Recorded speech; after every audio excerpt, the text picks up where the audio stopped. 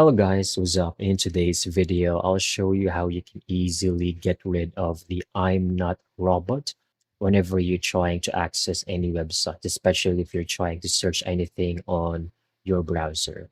Let's begin. First, open up Chrome or any of your favorite browser. I want you to click on these three dots over here to reveal more options. Go to Settings, and on the left panel, locate Privacy and Security. Go to Site Settings, this one.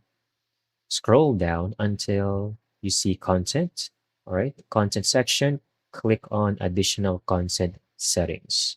Scroll down and locate Auto Verify, this one.